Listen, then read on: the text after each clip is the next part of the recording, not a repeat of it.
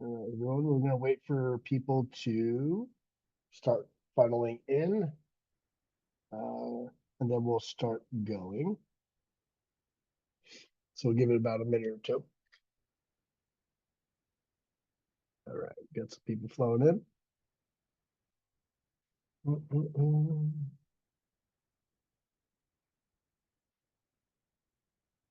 Yeah, the cold weather's not conducive to my lifestyle, so I need it to end sooner than later.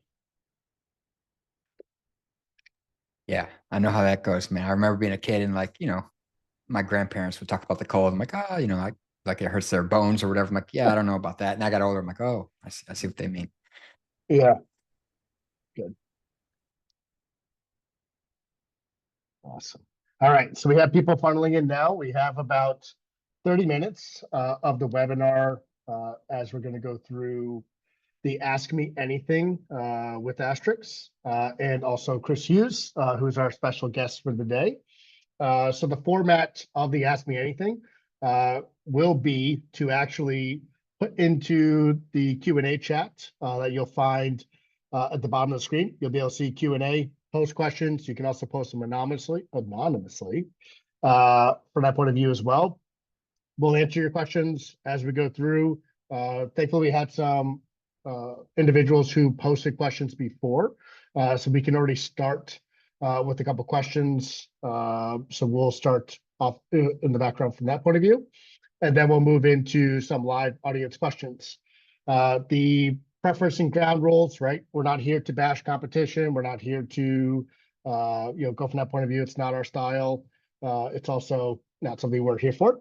This is more for the market, or if you want to know how Asterix can help, we'll be answering those questions. But to introduce myself, I am Michael Silva. I am a Director of Solutions Engineering here at Asterix. I've been with Asterix for about a year and a half.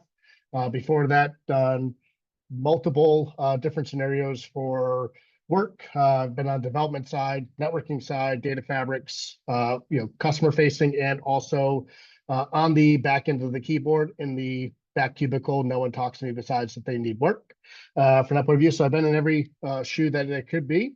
And with us today, we have Chris Hughes. I'll let Chris introduce himself before we start going.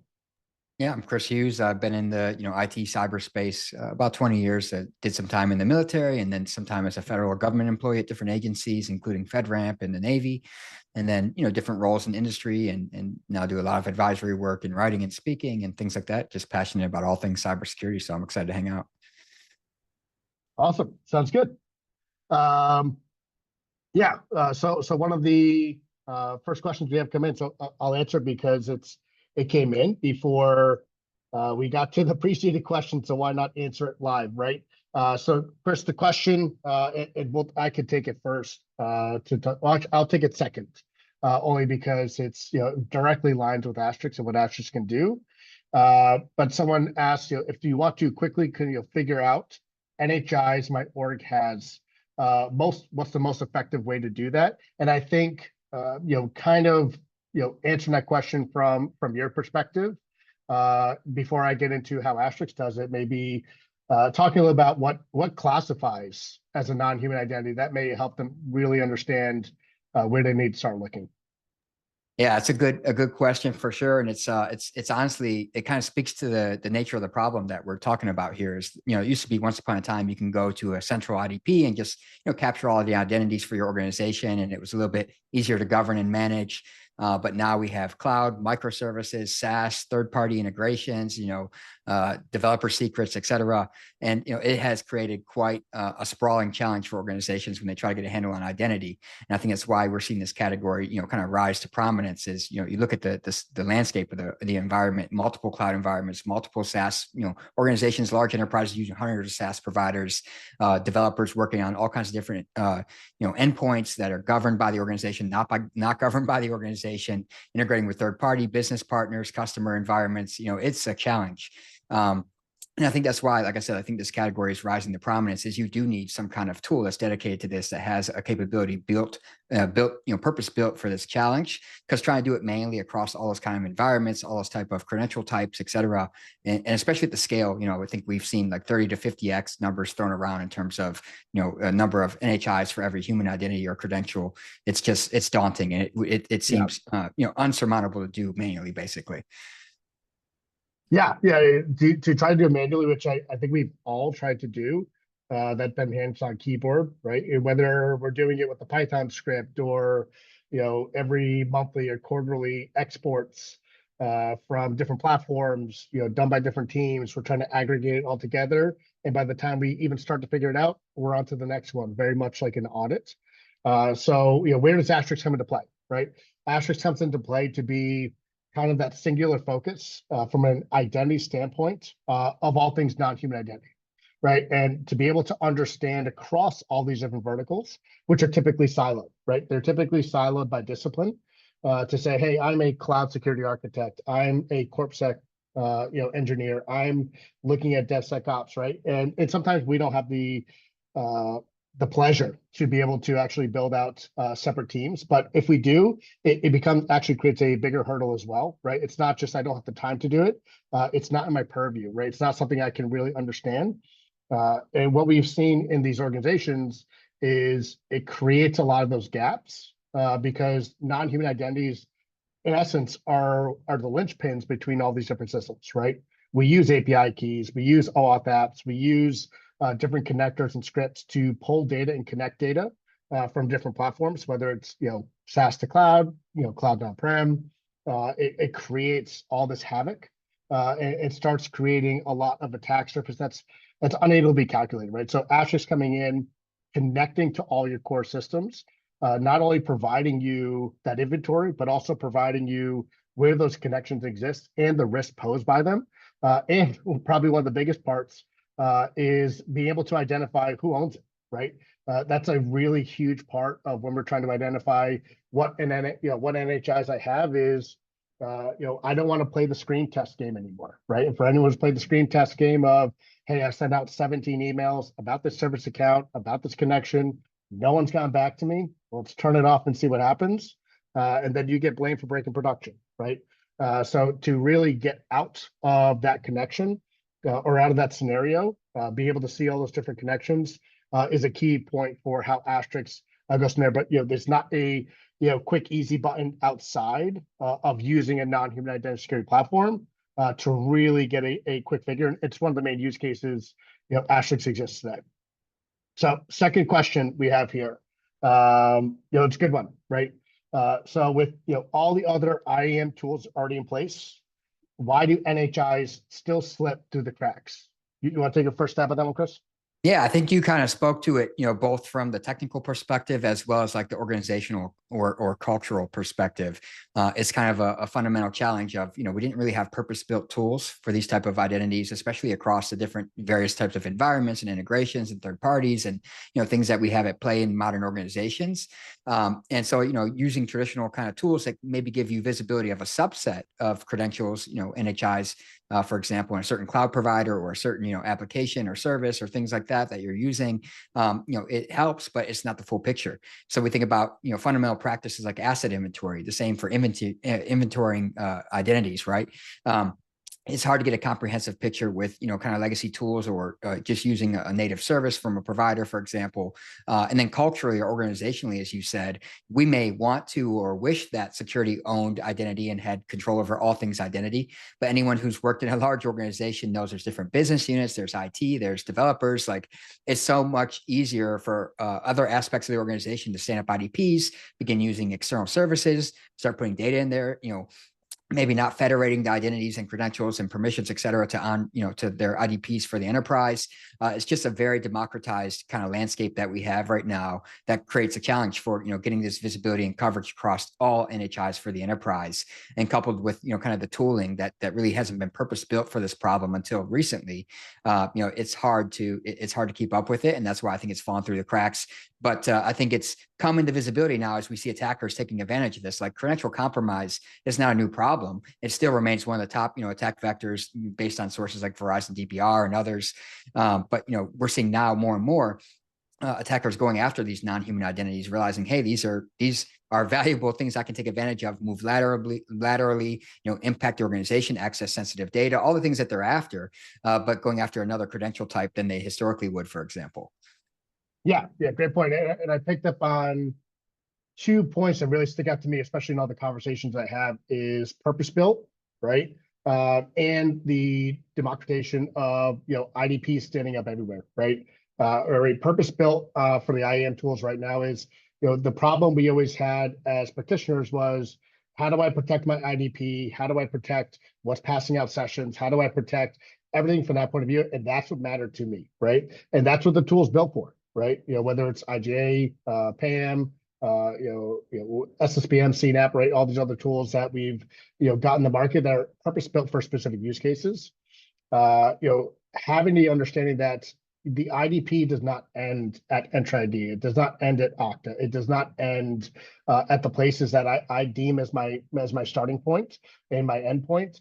All these different SaaS apps, local apps, custom apps that we've created internally are becoming their own authorization server, right? To be able to create access to their own self that doesn't traverse the IDP, doesn't traverse our firewall, doesn't traverse CASB, all these other locations, and allows direct connections between platforms as well. Talking about that lateral movement, I show a lot of these in different attacks that I do, where how can I get between different systems just by exposing the connections, right? Exposing their persistent connections across, right? So that's I think that's it's not just that no one can see this, no one can understand that you have a service scan or that you have an API key. It's understanding the context to use it within, and being purpose built and understanding what the solution you're trying to solve for, right? I can probably see the same VM inside of my database environment across 6 different tools, right? But I know which tool I'm going to figure out a specific issue I'm trying to have, right? Perfect. So moving on, right? So what do we have here? We have, apart from posture management, context and visibility, what are the additional features or future roadmap of NHI? This is interesting, right? We always talk about what does it look like to start tackling the NHI space. Not just visibility, not just the ability to tell you have a problem, but also understanding how to solve the problem, how to put some mechanism in place that's going to stop different items from happening, right? And whether it's something recommended on the customer end that's a in between, whether it's something that's vendor based, right? That's still to be seen in the year 25, 26 as this market starts to develop and go further. But it's really getting deeper into the context, deeper into the behavior, deeper into what a non-human identity is actually doing, getting the full understanding, so we can actually take appropriate action. What are your thoughts, Chris? No, I like that framing. It's like it's kind of moving in towards governance, which is like a policy process kind of thing as we think about it. But as we talked about, doing that manually with people across this number of identities, this number of environments is simply not scalable. So I think it's gonna be tool driven to some extent. Of we have these policies and processes and this governance aspiration for non-human identities, but we need tools to help us achieve it. And I think that's where vendors like you all are going to come into play. Of how do I take these things that we want to accomplish and put them into action? Yeah, I'll ask this one because it's a good, fun breakup. What type of NHI is the Terminator? I'm going to say it's a service account acting as a human account. That's probably the best way I can put that one. Or maybe you mean a AI agent. What are your thoughts, Chris? I think the first example you gave was spot on. That's perfect. Perfect. Thanks for that question. Are there any common misconceptions about NHIs you've encountered when teams start exploring them? I'll let you take this one first, Chris. Yeah, I actually like this question because, I want to put a plug in here actually for the OWASP NHI top 10 that just came out. And I did a little write up on it, but, definitely go check it out from OWASP. And I think it's, initially in cybersecurity, and this expands, in my opinion, beyond just NHIs. We hear a new term, a new acronym, and it feels like kind of intimidating. Like, oh, I don't know anything about NHIs. Like, I feel that, you get like kind of, I don't want to say imposter syndrome, but it can feel overwhelming. Like a new category, a new thing I need to learn about. But then you actually start digging in here and you realize like, oh, like I'm familiar with improper offboarding or overprivileged, permissions or, secret leakage, for example, is something that's not new. There's other things that were focused in there that like, I thought were also interesting is going to be, insecure cloud deployment configurations or concepts like environment isolation, right? That's a fundamental security concept that as you start to dig in here, you're like, oh, I'm familiar with this. Like I'm familiar with this from zero trust or cybersecurity best practices more broadly, things like that. So I think that sometimes there's a misperception that it's kind of net new. All these problems are new. The fundamental security concepts may not apply here, that kind of thing. And you actually realize like, that's not the case. The fundamental security concepts that we know and have used for a long time are still applicable. It's just the technological landscape has shifted a bit and the way we approach the problem may change. So I kind of recommend folks dig in. They'll see, oh, I can tackle this. Like I feel a bit more comfortable. Things I know and I have done before in other contexts are actually applicable here. Yeah, no, it's I like that, right? Because there's a lot of times I'll either engage with someone new or do a talk at a B-side or somewhere else, and it can feel daunting, right? It feels like, hey, I'm starting to learn human identity. Do not throw something else on my plate, right? It's something that I'm not going to be able to handle this. Hopefully someone else on the team will pick it up, right? I do get that a lot from that point of view. You're spot on, right? We're not reinventing the wheel. We're not reinventing a problem that didn't exist before. It's a problem that I like to equivalent to. It was something we used to be able to kind of sweep under the rug a little bit, only because there was nothing purpose built to help the solution, right? So whether we hid behind, hey, we have a VRA with a vendor, we can't help how they connect to our environment, or we can't see, we can't plug it. Whether it's, hey, there's nothing really to centralize and aggregate all these identities besides what we have today. We can piecemeal it together as best we can from that point of view. But thank you for bringing up the OWASP top 10, right? OWASP top 10 was for NHIs was something that our research team helped and drive as well. It's a really good read, right? And you'll see a lot of things that are common, right? You're going to understand least privilege, usage, misconfiguration. It's nothing new from that point of view. It's giving a new view, and it's just how non-human identities are made to operate versus human, right? And there are different ways to go about how do I apply least privilege to a non-human account versus a human account? How do I go about truly understanding the attack paths that are different based on I don't have great things like MFA or biometrics that can get in the way of a lateral movement or an attack for most non-human identities, right? There are some that can do that, but 90% of them cannot, right? So how do I put in mitigating factors to go ahead and be able to address those, right? And I'll say the other misconception we get a lot is we're already doing it, right? We talked about with the other tools, right?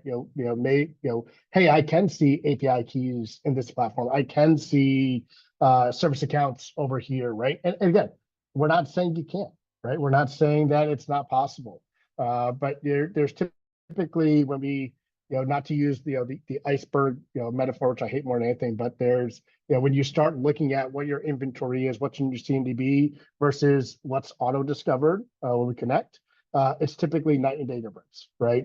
And it's not to bashing systems. There's nothing watching it, right? Which makes sense for why that exists and why that happens. So I would say that's part of the misconception is that you put it on there, right? So I'm not going to be able to handle this. So do I really want to open up this can of worms?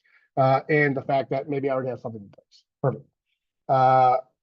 Another one here, thinking about non-human identities in terms of compliance, and you brought this up here, Chris, as we're kind of going through, in terms of compliance and regulatory framework, how should we start thinking about NHIs? Yeah, I think it's a good question because this applies in various aspects of security, whether it's zero trust or AppSec or identities like we're discussing here. There's always a bit of a lag, in my opinion, between compliance frameworks and the state of the ecosystem. They are policy driven. They take a little bit more time to be updated and matured and things like that. But I do think we're starting to see, frameworks like NIST 853, which is kind of the Rosetta Stone of compliance frameworks, but there's obviously many, many more, right? We all know HIPAA, high trust, SOC 2, et cetera, et cetera. They have an emphasis around identities, and I think we're starting to see more prevalence and focus around API keys and secrets and things of that nature that we talk about here. And I think it's also kind of a cultural evolution too, where the assessment community, the assessors that you're often working with for these compliance frameworks, they're starting to become more and more familiar with like this threat landscape, these type of attack vectors, and it's going to come up in those interactions of like, well, how are you guys handling X, Y, and Z? And that's where organizations are going to need to have kind of both a policy process response as well as a technical response of how we're kind of governing these NHIs in our environments and mitigating risk or applying controls accordingly. I'm curious your thoughts too. Yeah, and what I'll say is we didn't pay off any compliance framework for these, but what I've noticed is that PCI DSS 4.0 and a couple others everywhere. Going back to someone who had to do audits before, right? Understanding everything used to be called local account or service account as we go through. The terminology changed. It's non-human account, right? It's non-human identity. It's something that is driving these different frameworks, whether it's PCI, NIST, whatever else you may be, SOX, whatever else you may be looking at inside your system. The terminology is coming, right, trying to be more expansive, right? It's not just local accounts. It's not just something that's local to a box, local to a system, right? It's all encompassing non-human accounts. That's the problem when new markets emerge, right? The compliance reacts, right? They say, hey, there's now something there that you can actually start monitoring this, whether it's from least privilege, whether it's from a compliance standpoint, just inventory, or even in PCI, you'll see anomalous activity is a requirement, right? Of be able to detect anomalous activity for non-human identities, right? Which is not something that's very easy to do, especially with a SIM and event based. And I do some talks and basically, hey, you want to build something at home? Here you go, right? So it's not impossible, but it's very difficult from that point of view. So we're starting to see it come up a lot. So it's something that is going to be on everyone's radar by the end of 25 when they start having to put this in harm's way. This is a great question. I was reading it as I started that question. It's one I like a lot, and thank you for asking. Right, so there's in some cases, are we realistically just labeling secrets as NHIs, not questioning the logic or need for addressing the issues, but curious your thoughts related to overall secrets management versus identity management. I like this question a lot because I have this conversation a lot. And my easiest quick analogy is that all identities are secrets, not all secrets are identities, right? So there are ways to talk about how we look at secret management and leak secrets and credential management. Are they in vaults? Are they not in vaults? Is this just another name, right? So there are ways that there are non-human identities that don't provide the mechanism to allow for vaulting, right? They don't allow for a secret to be managed, right? They have a different protocol that the secret gets spun up as part of the authentication method, right? So there's really different ways that they really don't match up. They overlap a ton, I'll tell you that, right? They overlap a ton because we do want to have as many of these identities and values saved as secrets. Thinking back into environments, probably you're looking at a 50-50 split realistically about what you think is in the vault versus what's not in live environments from what I've seen, which is, it's not terrible, but it's not great, right? From that simple point of, hey, having a leak secret in a vault, does that matter? Does it not? So I don't think we're relabeling secrets as non-human identities. There are other non-human identities that are not secrets from that point of view. But if we do have a value for a non-human identity, it is a secret value to us. So it's having the it's two sides of the same coin from that perspective. And there's also secrets that we monitor that can't be vaulted because you've provided them to others, where it's not something that you would locally have on your system. So if I provide a secret to a third-party vendor, to a external contact, and they're using that secret on their end to come in, how do I safeguard against how that's being protected? How do I understand how they're using it against my environment? So it's not something that I'm going to catalog in my vault. It's not something I'm going to have as part of my headcount without a tool that's looking externally as well. But I really like that question because it comes up a ton. Your thoughts on that, Chris? No, I'm actually glad to see that question because I recently saw a similar post on LinkedIn, and I was curious from your team's perspective how you kind of delineate between the two. And there is an overlap, like you talked about, looking at the NHI top 10 again. I mentioned that like there's long-lived secrets in there, there's secret leakage in there, so there is a lot of overlap. But there's also some distinctions, as you point out, between identities and secrets, and then authentication, security, things like that that I think distinguish between the two. But it is a point that the industry needs to clear up, and I'm glad to hear you do it. And then also, maybe I'm a little not to offend anyone, but I think that like looking at the industry analysis of this, I think there's some organizations who hyper focused on secrets and not looked at broader NHI, kind of the landscape of identity security and NHIs. And now they're kind of, I've kind of heard them use that almost as like a dig at companies that are focusing on this problem because they didn't pivot fast enough or think about the broader context of NHIs. So it's an interesting point for sure. Yeah, great. So I know we're running. We have about 5 minutes left. I see a few inside. Oh, I just have a follow-up on the question from Stephen. Based on the answers, which were great, by the way. Thank you, Stephen. Do you have thoughts or even RACI related to responsibilities for NHI management, identity and security? Okay, so basically, where are we seeing it fit in? Great question. And I'll put to my point is there's two teams I see end up owning this 8 times out of 10. It's going to be either your identity access management have expanded their scope to include NHIs or SecOps, right? SecOps are really in need of this information. It is something that really drives a lot of what they've been trying to accomplish for a long time. Whether they're being the intermediary between IAM and incident response, whether they are trying to figure out workflows for offboarding, trying to reduce attack surface based on threat modeling the threat adversary team has been doing, right? A lot of these different tasks fall on their team. So SecOps is really where I see a ton of this falling through, but identity teams would definitely be the second best nature. And I will say, you're someone who built out SOCs and lived in SOCs for a little bit. I love it, right, from that point of view. And incident response teams love it as well. To be able to understand, with a single, doc type that hits my SIM, what is the NHI? Where does it belong? How, what is it normally doing on a day-to-day basis? What happened to it? What's the blast radius, right? I don't have to go to 5 different platforms to figure out what I need to do next, or if I have to take any action at all, is really where I see a lot of positive. Chris, what are you seeing?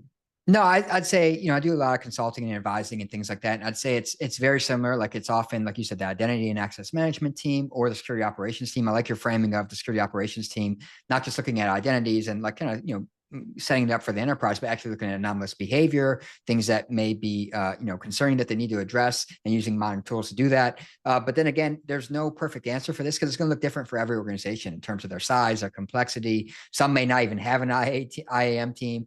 The SecOps team might be 2 people. Like you never know, right? It depends on the organizational size, funding, resources, complexity. But I think they have to align accordingly of like, who has traditionally handled identity and identity related security type of activities and who is in a position to kind of take this on moving forward. Yeah, great. And we have time for one last question, which is always my favorite, because I firmly believe you don't know how to attack something, you definitely don't know how to defend it. It's kind of the stance I take on most items, but what threats do NHIs pose to my org? And what I always like to attribute this to is very much like being a building manager for a large apartment complex or large building where you've handed out a ton of keys to contractors, to old tenants, to people who still live in the building. Maybe they have different levels of access.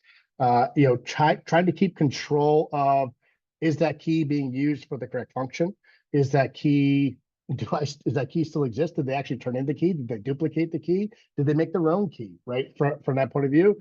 And what that leads to is a lot of external threat, right? It leads to the ability to do data exfiltration, the ability to do privilege escalation, the ability to do lateral movement, the ability to manipulate and create backdoors with persistent access using another NHI, right? So there's a lot of attacks. And again, the OWASP top 10, another shameless plug because our research was mainly behind it, is a great way to start looking at what the threats are towards the org. Chris, I'll let you wrap it up here before we kind of wrap up the rest.